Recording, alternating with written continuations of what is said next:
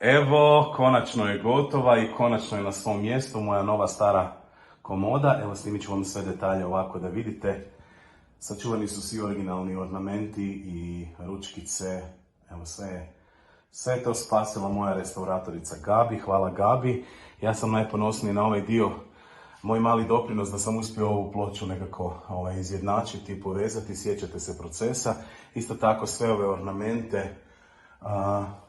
Gabi je odradila onaj rudarski dio posla, tako da sam ja mogao se baviti s ovim finim dijelovima, ali evo, ovo je ornament koji je bio napuknut, sjećate se, pa smo ga malo popravljali. Tako da, evo, potpuno funkcionalna, antikna komoda, stara preko 120 godina, inače custom rad iz Beča.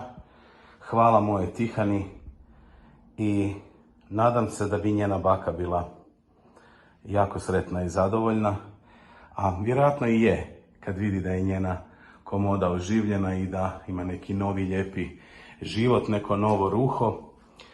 Mene to veseli, mislim da ovakvih komada namještaja više nema i neće biti, tako da trebamo sačuvati čim je više moguće i uživati u njima. Da budu i funkcionalni i da nam služe naravno, ali da budu ono što jesu, veličanstveno lijepi. Evo, meni je ovo jedan od ljepših komada namještaja koji sam vidio i koji posjedujem svakako. Nadam se da vam se sviđa. Evo, tamo vam maše obitelj Houdek. Pozdrav!